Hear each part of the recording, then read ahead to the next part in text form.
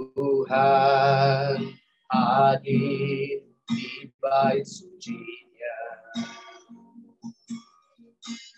Tuhan ada di tahtanya. Kami bawa korban pujian bagi Yesus buat kasih-Nya.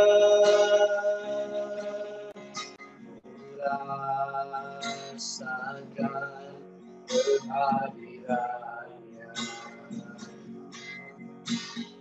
Dengar suara berseru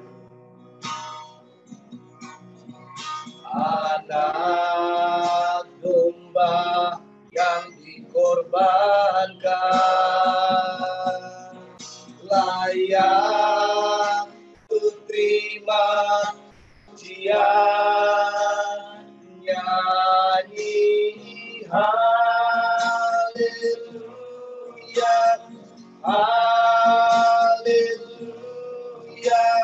haleluya, nyanyi haleluya, haleluya, haleluya,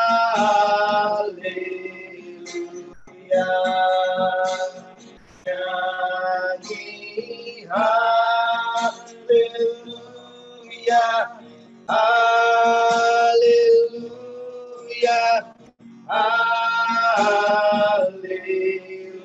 haleluya, nyanyi haleluya, haleluya, haleluya,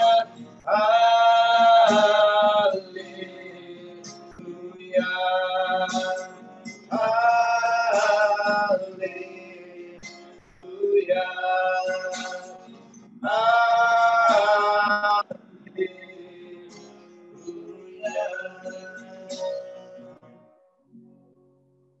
Bapa, di dalam nama Tuhan kami Yesus Kristus, kami bersyukur dan berterima kasih Tuhan untuk kasih setia-Mu dalam kehidupan kami, masing-masing Tuhan selama 1 minggu ini Tuhan. Pemeliharaan-Mu atas kami luar biasa sempurna ya Bapa. Terima kasih Bapa, kalau sore hari ini kami kembali Kau izinkan Tuhan untuk mengingat pengorbanan Putra-Mu yang tunggal Yesus Kristus yang sangat Engkau kasihi. The only Son you have loved. Kau beri buat kami. Kami mau siapkan hati kami Tuhan untuk masuk dalam perjamuan kudus sore hari ini. Di dalam nama Tuhan Yesus Kristus. Kami berdoa dan mengucap syukur. Haleluya. Amin. Mari kita siapkan sama-sama perjamuan kudus di hadapan kita. Saya bacakan ayat kebenaran firman Tuhan sebelum kita masuk dalam perjamuan. Jadi barang siapa dengan cara yang tidak layak makan roti atau minum cawan Tuhan, ia berdosa terhadap tubuh dan darah Tuhan. Karena itu hendaklah tiap-tiap orang menguji dirinya sendiri, dan baru sesudah itu ia makan roti dan minum dari cawan itu. Karena barang siapa makan dan minum tanpa mengakui tubuh Tuhan, ia mendatangkan hukuman atas dirinya. Sebab itu banyak di antara kamu yang lemah dan sakit, dan tidak sedikit yang meninggal. Kalau kita menguji diri kita sendiri, hukuman tidak akan menimpa kita. Tetapi kalau kita menerima hukuman dari Tuhan, kita dididik supaya kita tidak akan dihukum bersama-sama dengan Dia. Amin. Mari kita angkat tinggi-tinggi tubuh Kristus yang dilambangkan dengan roti ini. Kita percaya ini adalah tubuh Kristus. Sebab apa yang telah aku teruskan kepadamu telah aku terima dari Tuhan, yaitu bahwa Tuhan Yesus pada malam waktu Ia diserahkan, mengambil roti dan sesudah itu Ia mengucap syukur atasnya. Ia memecah-mecahkan dan berkata, inilah tubuhku yang diserahkan bagi kamu. Perbuatlah ini menjadi peringatan akan aku. Mari kita makan dengan ucapan syukur di dalam nama Tuhan Yesus.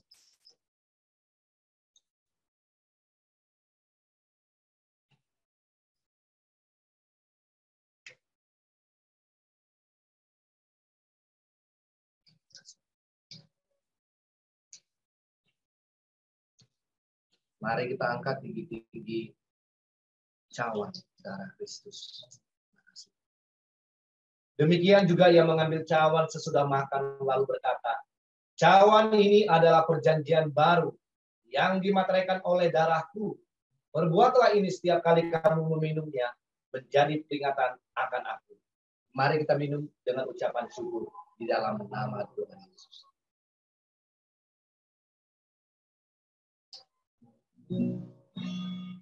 Darahmu Yesus sucikan aku. Darahmu Yesus bebaskanku. Darahmu Yesus ubahkan aku. Ku dijadikan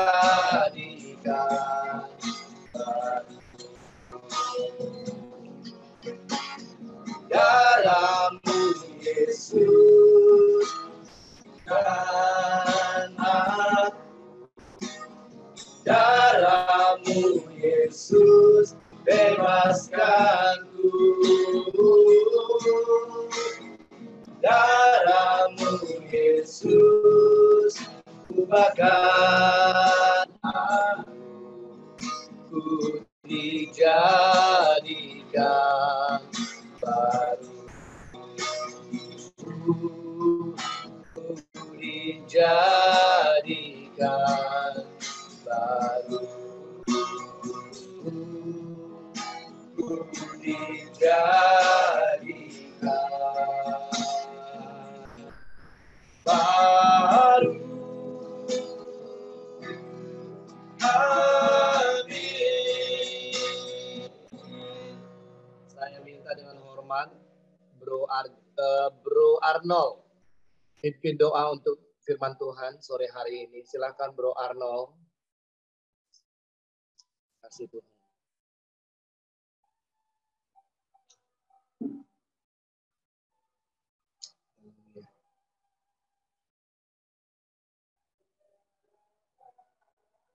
Silakan Bro Arnold, gimana dengar suara saya? Apa mungkin sinyal di sana kurang bagus?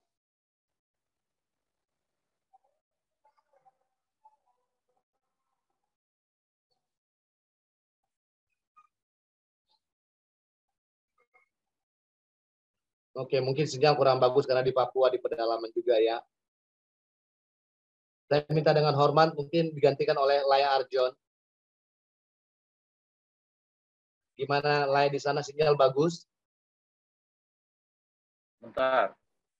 Oke, terima kasih Laya. Halo. Iya, kedengaran Laya. Puji Tuhan. Kita berdoa. Bapa di surga, terima kasih Tuhan buat sore hari ini kembali Engkau kumpulkan kami di Zoom ibadah Singahuda pada kesempatan yang kesekian kali.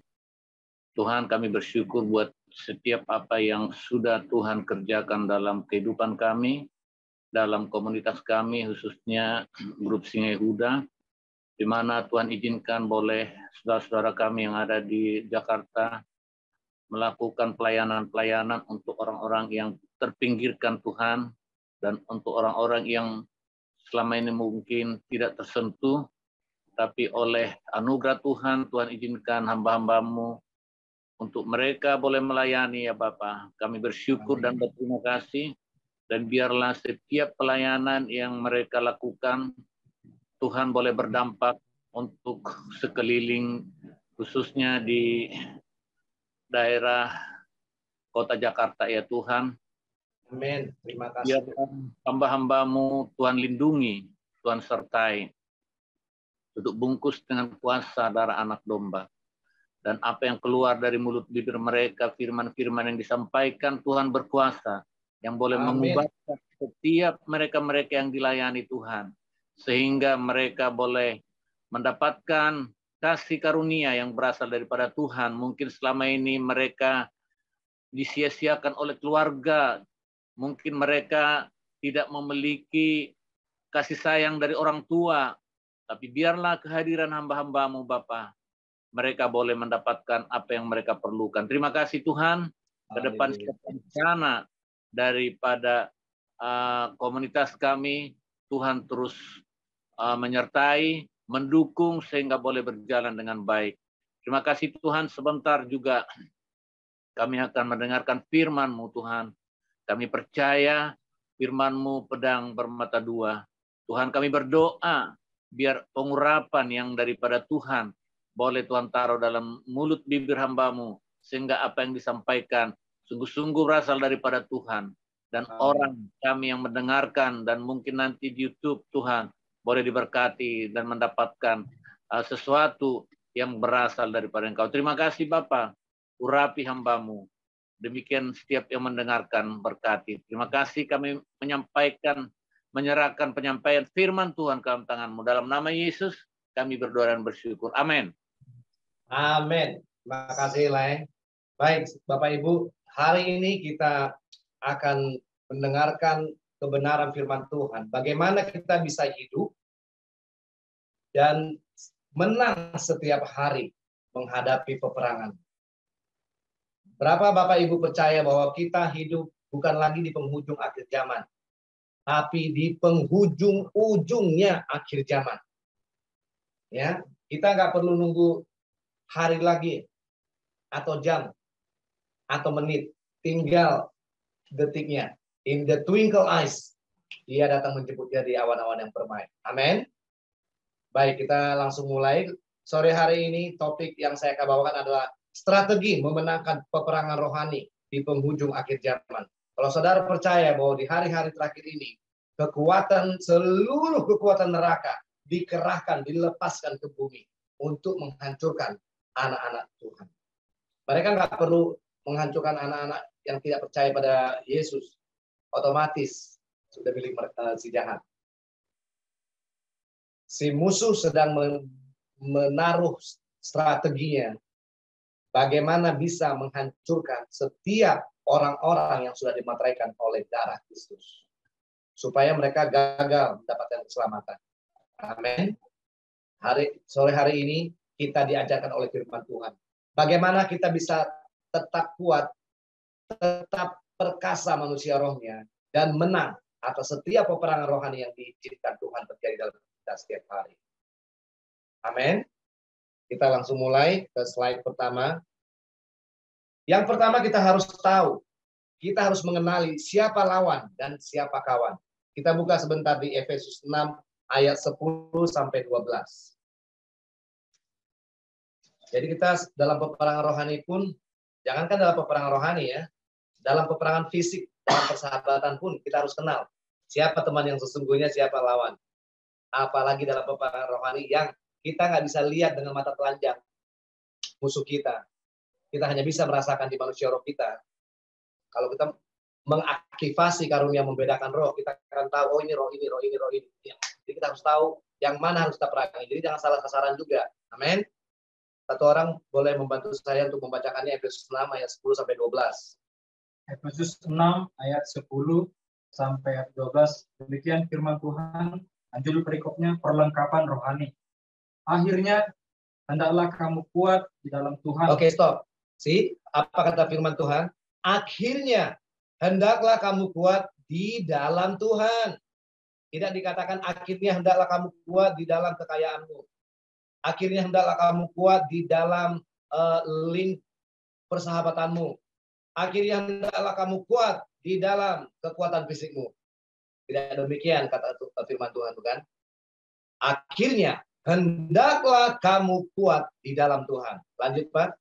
Di dalam kekuatan kuasanya.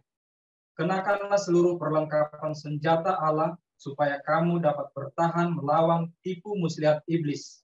Karena perjuangan kita bukanlah melawan darah dan daging, tetapi melawan pemerintah-pemerintah, melawan penguasa-penguasa, melawan penghulu dunia yang gelap ini, melawan roh-roh jahat di udara. Amin. Ya, jadi Bapak Ibu harus tahu bahwa di alam semesta ini ada yang namanya 3 langit. Saya sudah ajarkan beberapa waktu yang lalu. Langit pertama, langit burung-burung, tempat roh-roh jahat bertahta. Ya, itu yang kita perangi setiap hari itu. Langit kedua, langit bintang bulan, di mana iblis bertahta.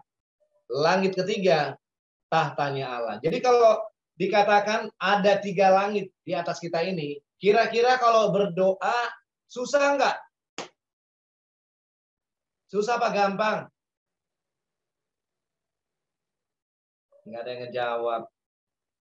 Kalau ada 3 langit di atas kepala kita ini, kira-kira kalau doa itu susah nggak? Otomatis susah Bapak Ibu. Karena kita harus menerobos langit pertama, langit kedua miliknya si iblis, tempat dia berkuasa tuh. Kalau di atas kepala kita ini ada 3 langit, kira-kira bagian mana yang setiap hari menjadi medan pertempuran kita? Pikiran. Karena si musuh akan selalu melemparkan panah apinya ke pikiran kita untuk mengikuti kehendaknya. Tinggal saudara dan saya mau memilih, mau mengenakan pikiran Kristus setiap hari atau pikiranmu sendiri. The choice is with you. Ingat-ingat ini baik-baik ya. Di atas kepala kita ini ada 3 langit. Langit burung-burung, langit bulan bintang, tahtanya Allah.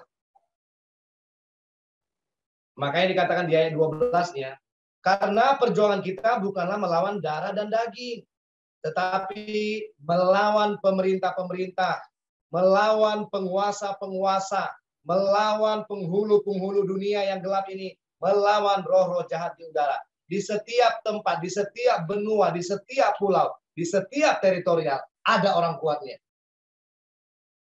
Kita katakan itu loh. Makanya gampang untuk doa. Hanya sekedar doa mudah Bapak Ibu. Tapi untuk doa yang bisa menerobos sampai tata Allah, it's not easy. Saudara dan saya harus mendevelop, mengembangkan manusia roh saudara, sampai ketika saudara berdoa, bukan lagi jiwa saudara yang berdoa, bukan lagi pikiran saudara yang berdoa, tetapi manusia roh saudara mengambil alih jiwa dan pikiran Anda, masuk ke dalam kehendak Allah.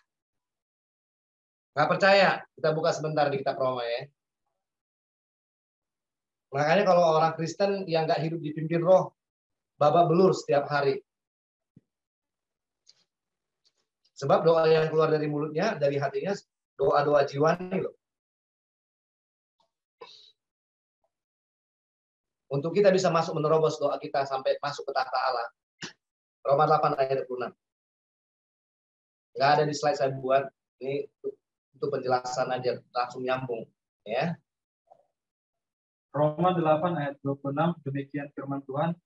Demikian juga roh membantu kita dalam kelemahan kita. Sebab kita tidak tahu bagaimana sebenarnya harus berdoa. Stop sebentar Pak. Firman Tuhan aja ngomong, sebenarnya nggak ada orang yang bisa berdoa. Nggak ada orang yang bisa berdoa. Jadi kalau orang ngaku-ngaku, saya berdoa hebat, berdoa siapa, segala macam, bohong. Firman Tuhan ngomong nih, kita nggak tahu bagaimana seharusnya berdoa. Tapi kita akan tahu bagaimana berdoa. Lanjut Pak.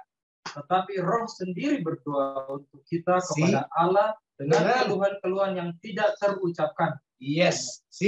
Orang hanya bisa akan berdoa dengan benar sesuai dengan maunya Tuhan jika Roh Kudus mengambil alih manusia roh kita, baru kita bisa masuk berdoa dan doa kita masuk untuk menerobos tahta Allah.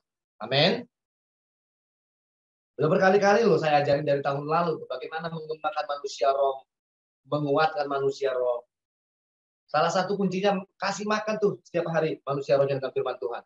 Sebab makanan manusia roh kita, makanan manusia roh Bapak, Ibu, dan saya adalah firman Tuhan, bukan yang lain. Bukan dengar khotbah pendeta, bukan dengar lagu-lagu rohani, makanannya firman Tuhan. Amin. Oke, kenali siapa lawan dan siapa kawan. Saudara pertama-tama harus mengenali diri saudara sendiri. Kelemahan saudara sendiri. Kekuatan saudara sendiri seperti apa. Supaya apa? Ketika saudara masuk dalam medan peperangan, saudara dan saya bisa hitung-hitungan nih sebelumnya. Kira-kira gue akan menang atau kalah atau babak belur. Ngedoain orang pun jangan sembarangan loh. Kalau kekuatan manusia rohmu nggak seberapa, orang yang kamu layani terikat dengan kuasa kegelapan berlapis-lapis. Hati-hati serangan balik. Yakobus 1 ayat 14. Satu orang yang di Zoom boleh bantu kita semua untuk bacakannya. Pak Diman dari tadi sudah membantu. Gantian ya Pak ya. Yakobus 1 ayat 14. Haleluya. Itu firman Tuhan itu luar biasa banget.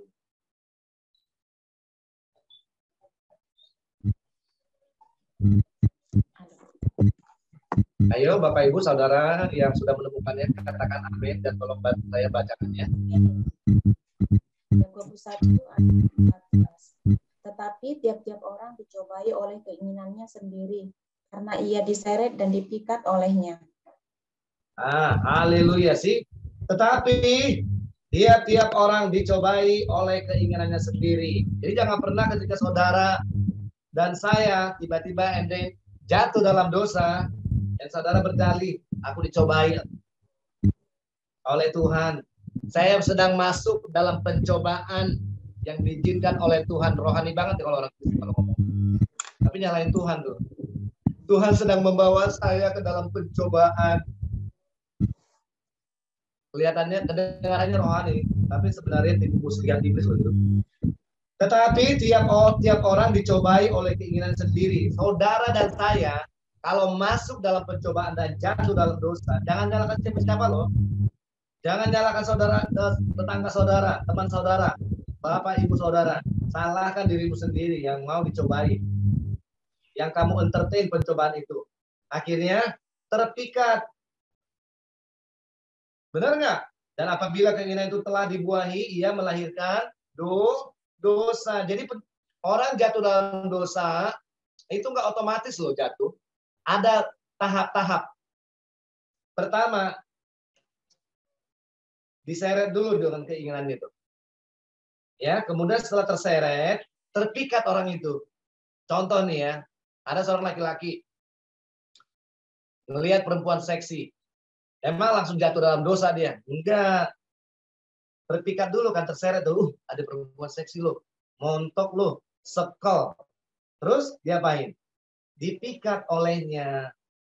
Nah, setelah terpikat, dibuah-buah itu sama si laki-laki tersebut. Mulai ngebayang-bayangin. Ya kan? Akhirnya melahirkan dosa. Setelah dia ngebayang-bayangin, pengen. Apa yang dibayangkannya, apa yang diimajinasikannya, terlaksana. Baru jatuh dalam dosa. Jadi Bapak Ibu jangan pernah menyalahkan orang lain ketika Bapak Ibu jatuh dalam dosa. Karena setiap orang yang jatuh dalam dosa pasti ada step-stepnya. Begitu saudara terpikat, dicobai, dari bisa lawan dong, hardik dong. Ya. Tapi kalau kita mengentertain, akan jatuh dalam pencobaan. Satu ayat lagi, Matius 6 ayat 23.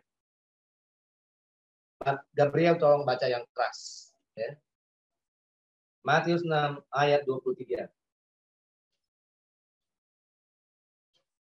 Haleluya.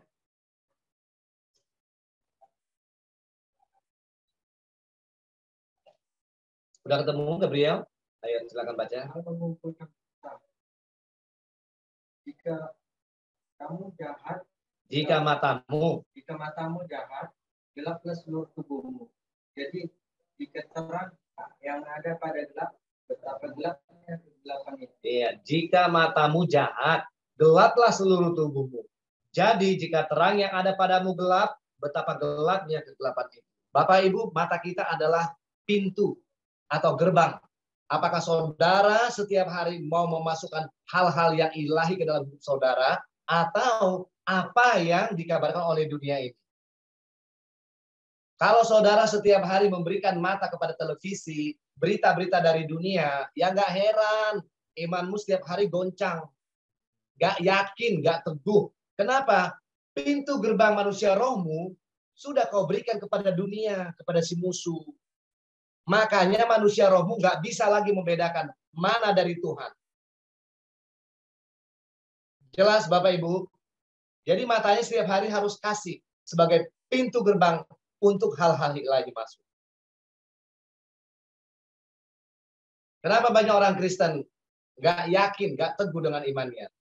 Imannya tergantung suasana. Oh kata si Anu begini, ya. Kata si Anu begini, iya. Dia nggak pernah memiliki pendirian sendiri karena dia yakin bahwa Tuhan ngomong seperti itu sama dia. Karena manusia rohnya kerdil dan tidak dewasa.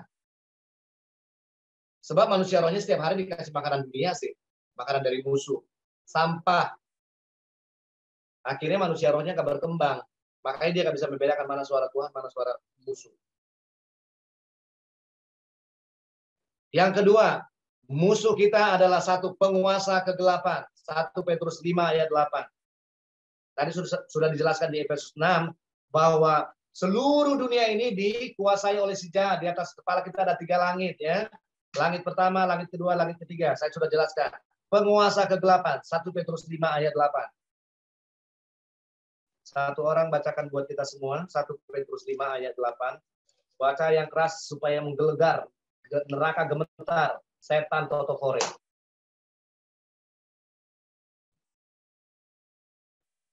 Belum ada yang ketemu? Saya bacakan. Saya sudah ketemu. Sadarlah dan berjaga-jagalah. Lawanmu si iblis berjalan berkeliling sama seperti singa yang mengaum-ngaum dan mencari orang yang dapat ditelannya. Orang yang mau ditelannya siapa? Orang Kristen apa orang non-Kristen? Ya orang Kristen otomatis, orang yang dimateraikan oleh Roh Kudus dan darah Yesus. Semua orang yang tidak percaya Yesus otomatis milik iblis. Ya, makanya penginjilan itu mudah sekali. Tuhan bisa pakai pelacur, pemungut cukai, nelayan. Namanya aja Injil. Tahu Bapak Ibu arti Injil? Kabar baik. Makanya Tuhan nggak perlu orang yang memiliki gelar STH, MTH, TTH untuk memberitakan Injil. Tuhan butuh orang yang sudah diubahkan Tuhan. Yang memiliki hati mengasihi Tuhan. Dan mengasihi jiwa-jiwa yang terhilang.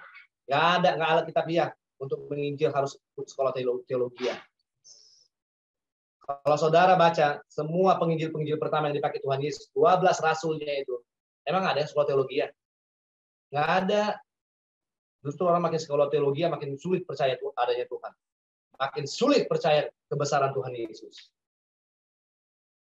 Tapi orang yang mengasihi Tuhan, hatinya pasti berkobar-kobar.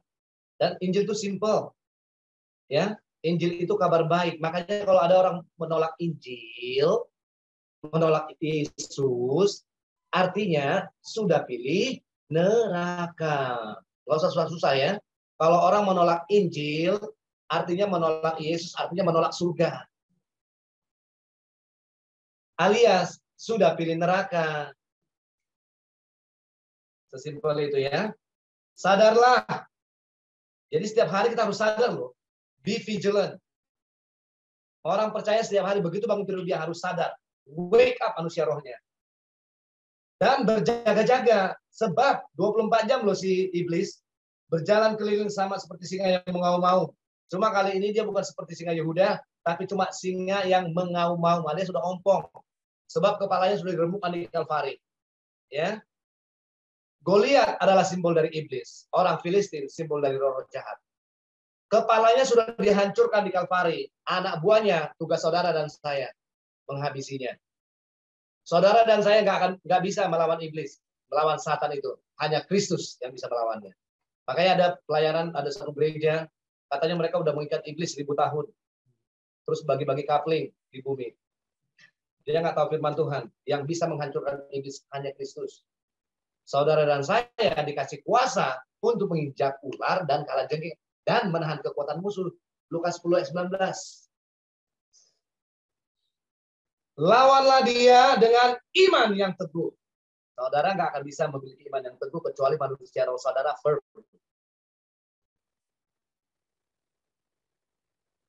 Seorang Kristen nggak akan bisa imannya teguh kecuali manusia rohnya firm, kuat. Sebab kamu tahu bahwa semua saudaramu di seluruh dunia menanggung penderitaan yang sama. Jadi jangan self pity loh, jangan play victim, jangan merasa oh cuma aku yang ngalamin nih. Semua saudara-saudara kita di seluruh dunia yang sudah lahir baru dan dimatikan oleh Roh Kudus dan darah anak domba Allah mengalami seperti yang saudara dan saya alami. Kalau saudara dan saya play victim, sayang diri, nanti kasusnya jadi kayak Eliat.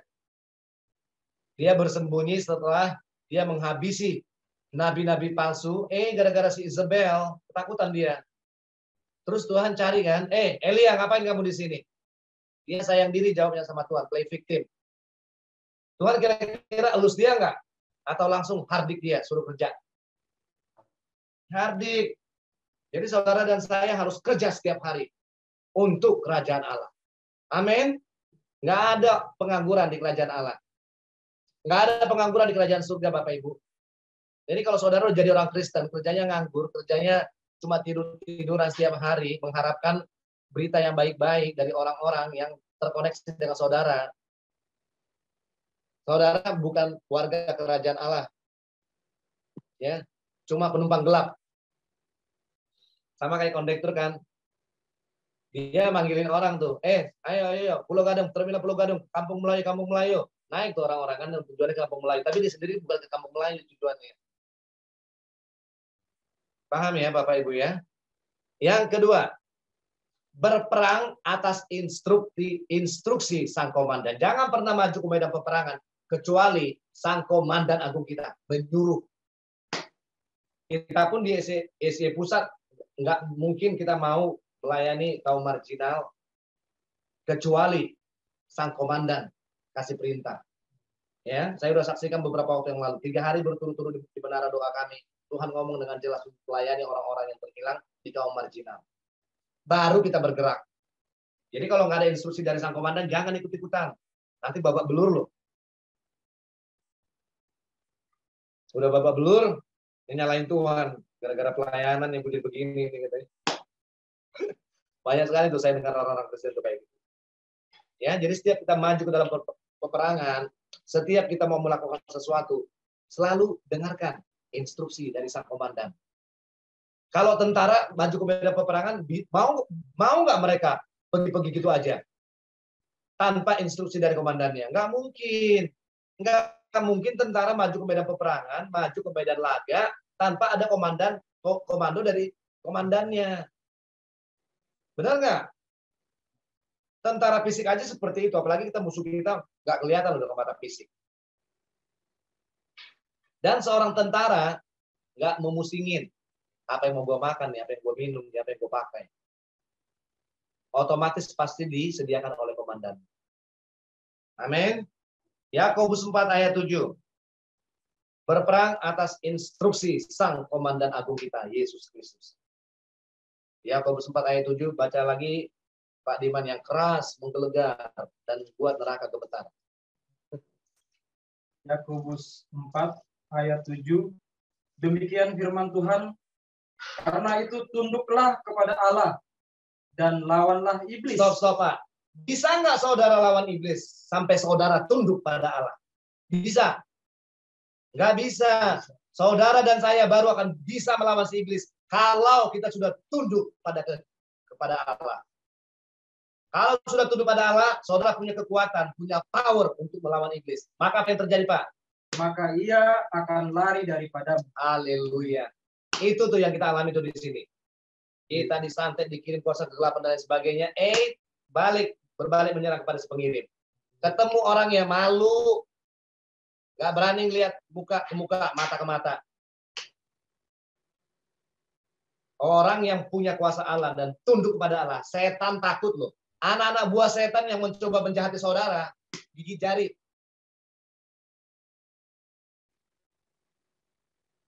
Jadi saudara dan saya baru bisa melawan iblis kalau tunduk kepada Allah. Baru iblis yang hibrid. Benar nggak? Satu ayat lagi, 1 Petrus 5 ayat 9.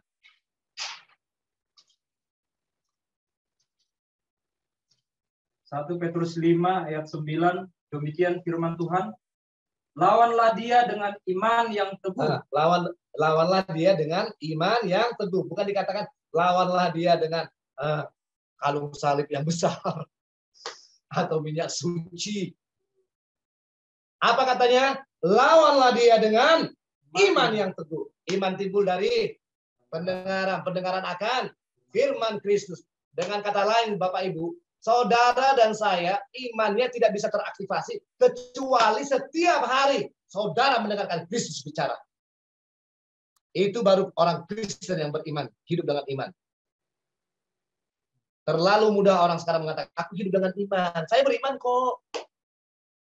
Tapi nggak pernah dengar Kristus bicara pada dia. Udah jelas kok dikatakan, iman timbul dari pendengaran loh.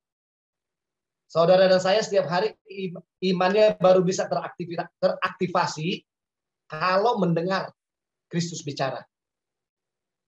Handphone saudara baru bisa teraktivasi kalau dia dinyalakan dan tercharger, ya kan? Baterainya baru bisa nyala kan? Kalau nggak diaktifasi bisa nggak?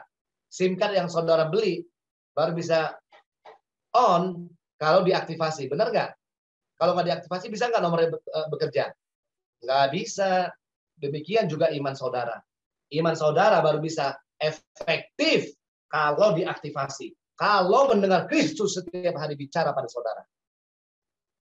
Amin. Jadi begitu bangun tidur langsung aktivasi imannya. Nyembah, kasih makan manusia rohnya. Baru dengar Kristus bicara. Buatmu. Untukmu hari itu apa? Dan sepanjang hari itu saudara akan hidup berkemenangan. Karena apa? Hidupnya dengan iman kok. Makanya dia bisa ngelawan si musuh. Si setan dengan ante-antenya. Dengan iman yang teguh. Oke, lanjut Pak. Sebab kamu tahu bahwa semua saudaramu di seluruh dunia menanggung penderitaan yang sama. Amin. Jadi kita semua berjuang. Teman-teman kita di seluruh dunia, teman-teman orang percaya, memiliki musuh yang sama dan memiliki perjuangan yang sama. Ya. Berikutnya, apa yang harus kita lakukan untuk bisa maju ke medan peperangan dan menang, keluar sebagai pemenang? Kenakan senjata lengkap firman Allah. Ibrani 4 ayat 12. Saya minta si Shirley bacakan dengan suara yang paling keras yang si Shirley bisa ngomong. Buat neraka gemetar. Ibrani 4 ayat 12 si Shirley. Haleluya. Semakin kita bicarakan firman Allah, semakin kuat manusia roh kita. Amin. Sebab kita kasih makan manusia rohnya. Ayo, Dek Shirley, bacakan dengan iman, dengan kuat, dengan hati yang teguh. Buat setan dan neraka gemetar. Ibrani 4 ayat 12. Sebab firman Allah hidup dan kuat, lebih tajam dari mata pedang bermata dua manapun. Ia menusuk amat dalam sampai memisahkan jiwa dan roh, sendi-sendi dan sumsum. Ia sanggup membedakan pertimbangan dan pikiran hati kita. Wow, dahsyat banget. Haleluya. Sebab apa katanya? Firman Allah itu hidup. Firman Allah itu hidup. Setiap firman Allah yang kita perkatakan, telinga jasmani kita dengar, dia akan dihidupkan oleh Roh Kudus di manusia roh kita, langsung dicetak. Makanya nggak perlu hafalin firman Tuhan loh. Hafalin firman Tuhan itu cuma bisa mungkin ingat satu ayat. Tapi kalau firman Allah saudara perkatakan, diambil Roh Kudus, firman yang saudara perkatakan dicetak di sini di manusia rohnya. Jadi hidup dia di manusia roh saudara. Kan saya sudah katakan, manusia roh saudara itu makanannya firman Tuhan. Manusia rohnya hanya bisa kuat kalau setiap hari dikasih makan firman Tuhan. Baru dia bisa hidup dan kuat. Dan lebih tajam dari pedang bermata dua. Gak perlu taruh samurai di rumah. Firman Allah kalau ada di manusia rohnya, ada penjahat. Hati dalam nama Yesus, roboh itu penjahat. Percaya deh. Sebab kekuatan kita bukan kekuatan jasmani, tapi kekuatan oleh firman Tuhan. Ia menusuk amat dalam sampai bisa loh memisahkan jiwa dan roh. Banyak nggak? Saudara pernah lihat nggak? Orang dengan firman Tuhan bisa nangis. Sampai dia kayak terpisah jiwa dan rohnya. Karena apa? Firman Tuhan menusuk hidupnya, menusuk manusia rohnya, menusuk hatinya. Sendi-sendi dan sumsum. Ia sanggup membedakan pertimbangan dan pikiran hati kita. Kalau Bapak Ibu, kalau saudara dan saya setiap hari memberi makanan, memberi manusia rohnya makan firman Tuhan, nanti pikiran saudara, hati saudara makin tajam. Dia bisa membedakan pertimbangan dan pikiran hati. Dan hikmat yang ada di atas saudara makin kuat, makin bisa membedain. Discerning spiritnya makin kuat. Amin. Kita lanjutkan ya, saya lanjutkan. Yang berikutnya, kita harus mengenakan perisai dan ketopong keselamatan. Efesus 6 ayat 13 sampai 17. Saya minta dengan hormat Inang Lesmawan membacakannya, Efesus 6 ayat 13 sampai 17.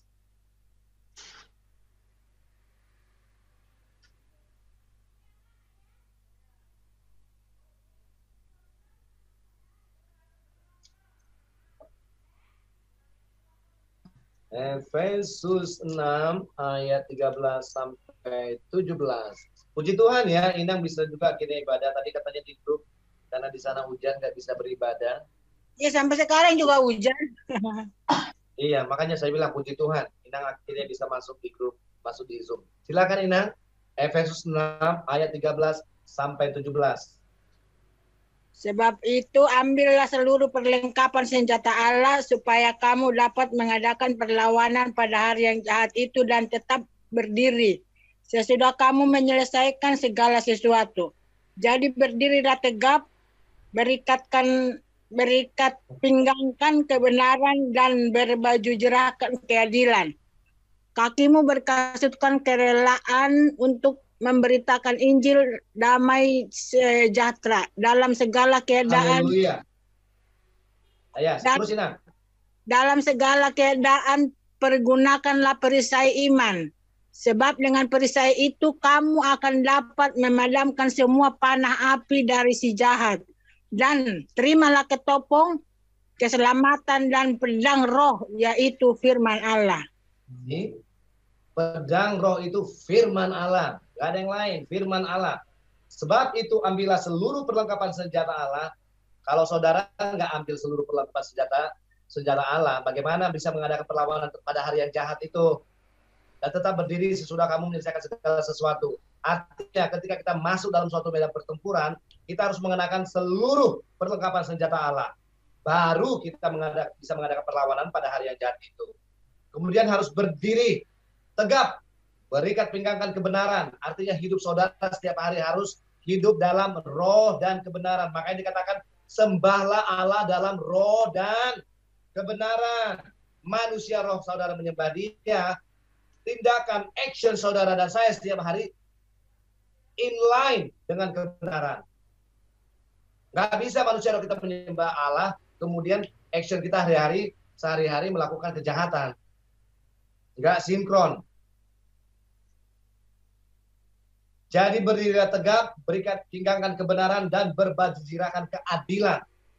Dalam kehidupan kita setiap hari, berbaju zirahkan keadilan.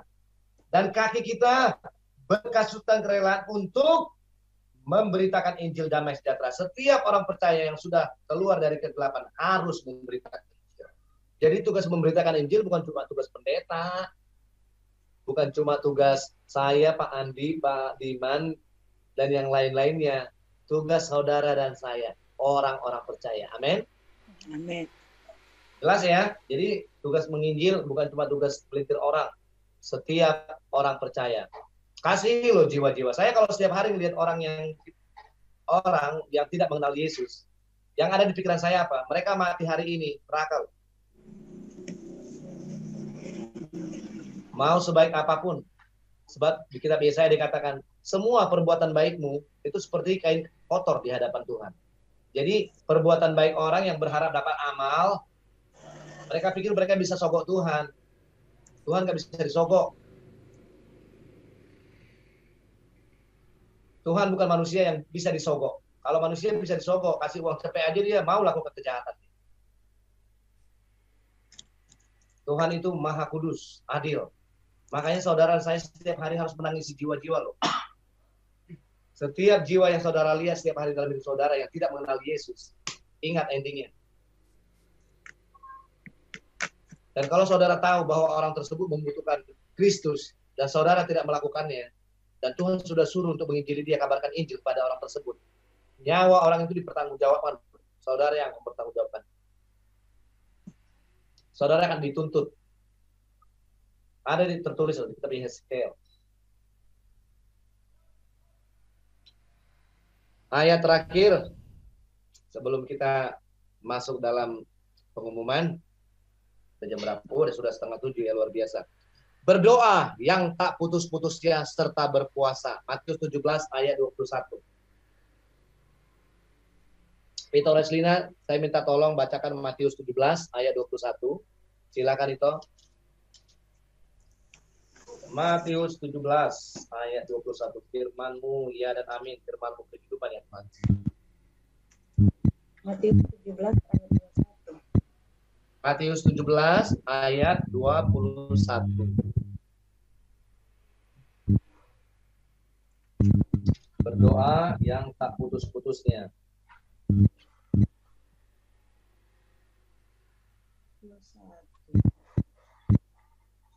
Sudah ketemu itu? Jenis ini tidak dapat. 120 tampak 21-nya kemana? Jenis Sorry, mungkin saya salah catatan kali ini. Iya. Jenis ini tidak dapat. Nehemia 1 ayat 4 aja. Hah? Nehemia 1 ayat 4. Nehemia. Iya, Nehemia 1 ayat 4. Mana lagi? Nehemia 1.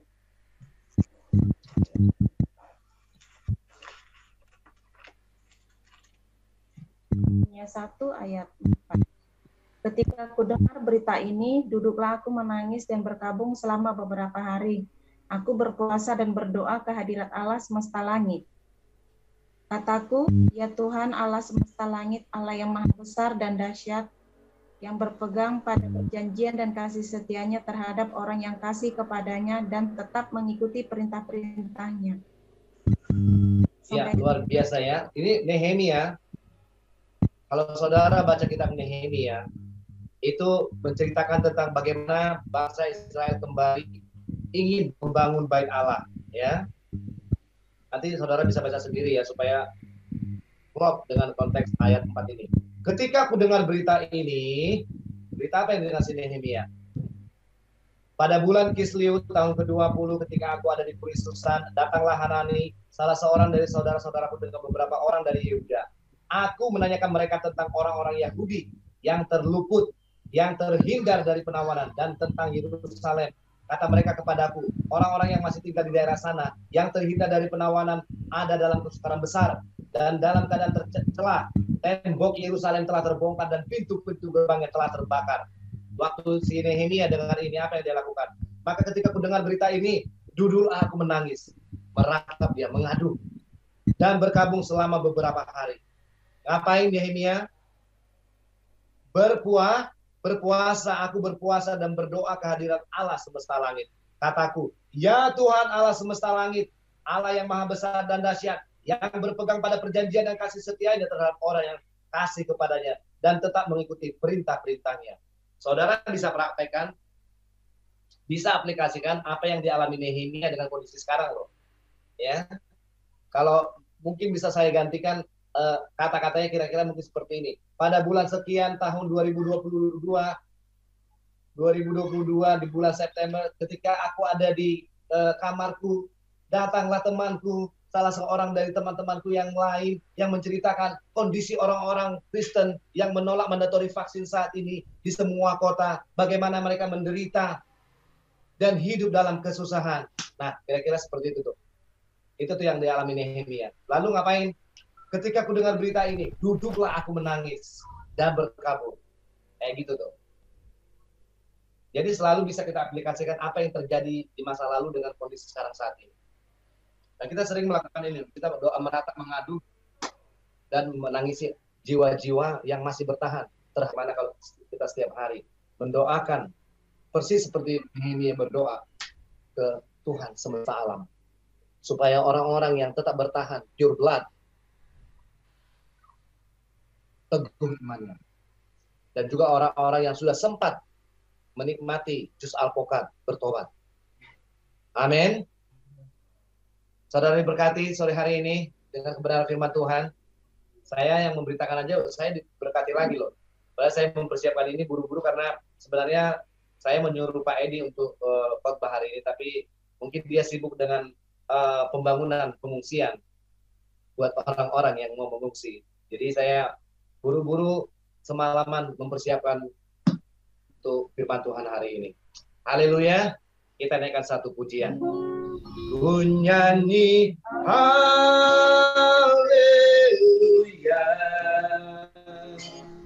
ku nyanyi haleluya,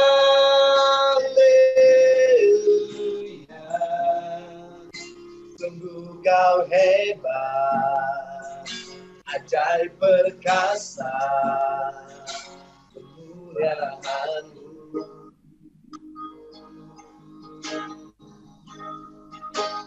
Ku nyanyi haleluya,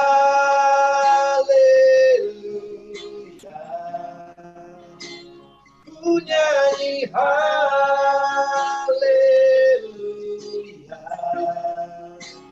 sungguh kau hebat, ajaib perkasa, kuatan-Mu.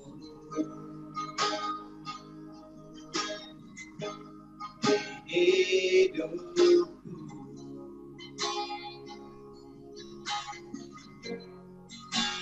di hidupku,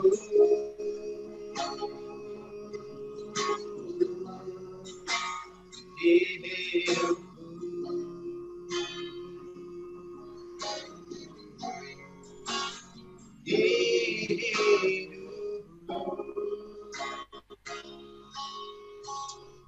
Haleluya. Bapa, di dalam nama Tuhan kami Yesus Kristus, kami sungguh bersyukur dan berterima kasih Bapa atas setiap kebenaran firman-Mu yang kami beritakan, yang kami dengar sore hari ini. Biarlah segenap kebenaran firman-Mu menjadi kekuatan bagi kami, makanan manusia roh kami hari ini, sehingga manusia roh kami dikenyangkan, dikuatkan, dan kami akan menjadi tentara-tentara-Mu. Taruh di hati kami, setiap kami orang percaya bahwa kami bukanlah penduduk tetap bumi ini. Kami cuma perantau-perantau yang Tuhan izinkan untuk menjadi duta besar-duta besar. Ingatkan kami Tuhan, peranan kami di bumi ini menjadi duta-duta kerajaan Allah yang mengelola apa yang Tuhannya percayakan, supaya kerajaannya penuh dengan jiwa-jiwa yang menantang. Di dalam nama Tuhan Yesus Kristus, hamba berdoa, materaikanlah setiap anggota Singa Yehuda, baik yang ikut Zoom ibadah sore hari ini maupun yang belum bisa ikut. Dengan kuasa darah Yesus Kristus dan Roh Kudus-Mu memateraikan kehidupan mereka setiap hari. Engkau cukupkan segala kebutuhan mereka ya Bapa, apapun yang mungkin sedang mereka gumuli saat ini. Tuhan turut serta dalam setiap perkara yang masing-masing kami hadapi, supaya kemuliaan Tuhan dinyatakan dan nama-Mu dimuliakan dalam kehidupan kami. Terima kasih Bapa, di dalam nama Tuhan kami Yesus Kristus kami telah berdoa dan mengucap syukur. Kita semua yang percaya pada nama Yesus katakan amin. Beberapa pengumuman akan diberitakan oleh Pak Diman. Saya break sebentar ya Bapak Ibu. Besok jam 3 ya. Oke. Salam semuanya, diberkati dengan firman Tuhan yang baru kita saja dengar dari hambanya Pak David Manalu. Puji Tuhan. Untuk berikutnya, pengumuman dalam sepekan ini, kita besok hari Minggu jam 3 siang ya, siang menuju sore,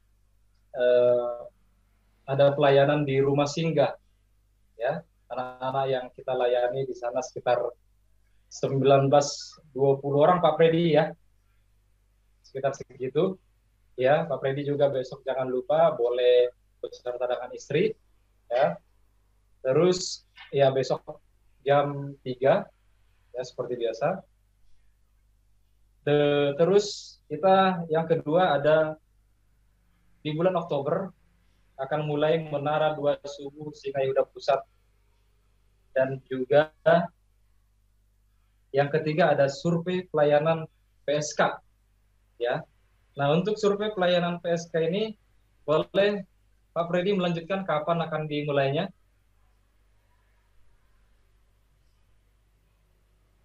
Silakan Pak Freddy. Ya, Pak Diman,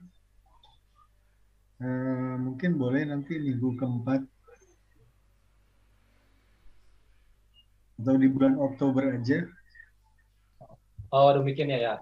Boleh nanti Ya. sambil apa namanya koordinasi atau boleh chat baik sama Pak David ataupun Gabriel untuk nanti survei pelayanan PSK Pak ya. Siap. Siap, Pak. Nah, demikian pengumuman pada kesempatan kali ini. Jadi besok kita ada pelayanan di rumah singgah sekitar 19.20 anak jam 3 sore. Tuhan Yesus memberkati. Saya serahkan ke Pak David. Terima kasih Pak Diman. Saya tambahkan sedikit untuk di bulan Oktober seperti yang sudah saya mintakan juga di grup. Zoom saya sudah langganan setiap hari, jadi saya kalau nggak dipakai. Makanya di bulan Oktober, Senin, Rabu, Jumat kita ada menara subuh doa Singa Yehuda. Dan di hari Minggu ada ibadah wanita bijak Singa Yehuda. Nah, wanita bijak Singa Yehuda saya percayakan kepada Inang Lesmawan dan Ibu Desi. Nanti Inang Lesmawan dan Ibu Desi saling koordinasi dan diskusikan formatnya seperti apa ibadah kalian para wanita di Singa Yehuda. Ya, berikutnya pun nanti ada pria sejati Singa Yehuda. Kita semua keluarga Bapak Ibu, amin. Jadi kita di dalam keluarga ini harus memiliki bonding yang kuat. Makanya saya juga buat ibadah wanita ini supaya kebutuhan para wanita di Singa Yehuda ini terpenuhi. Ya, saya perhatikan di grup itu perempuan-perempuan paling suka chatting. Memang benar, perempuan-perempuan memiliki stok kata-kata yang kalau tidak dikeluarkan dia akan emosi dan uring-uringan. Beda dengan pria, makanya itu perlu sekali ada ibadah wanita bijak Singa Yehuda. Nanti para wanita berkumpul di sana untuk membangun satu dengan yang lain untuk jadi seperti wanita yang sesuai dengan maunya Kristus. Amin. Demikian. Nanti Inang Lesmawan koordinasi dengan Ibu Desi.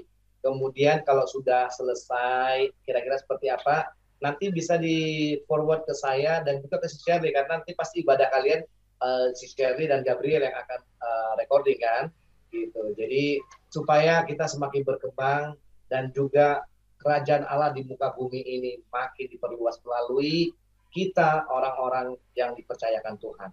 Amin.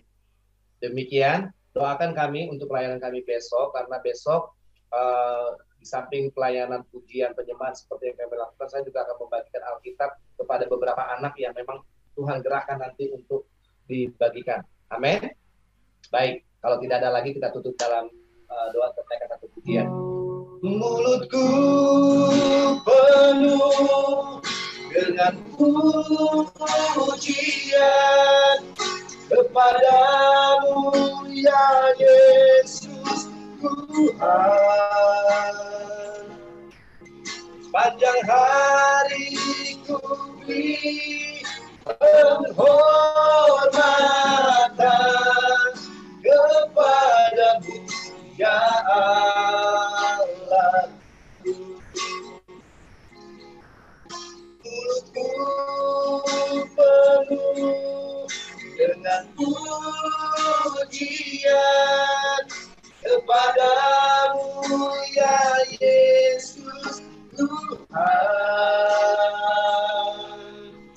Panjang hari ku beri penghormatan kepadamu ya Allah.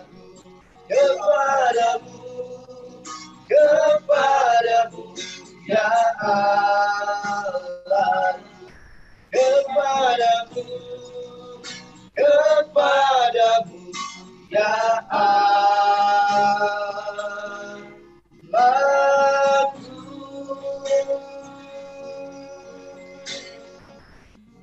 Mari kita angkat kasih setia Bapa di surga dan penyertaan Bapa di surga di dalam persekutuan anaknya yang tunggal Yesus Kristus dan penghiburan oleh Roh Kudus menyertai kita semua dari sekarang sampai Maranatha. Tuhan Yesus menjemput kita di awan-awan yang bermain. Haleluya. Amin. Bapak terima kasih. Bapak terima kasih. Bapak terima kasih. Bapa di dalam surga, ku berterima kasih. Amin. Sampai jumpa Sabtu depan. Shalom. Kalahkan musuh dan melompat girang. Haleluya, haleluya. Kalahkan musuh dan melompat girang. Haleluya, haleluya.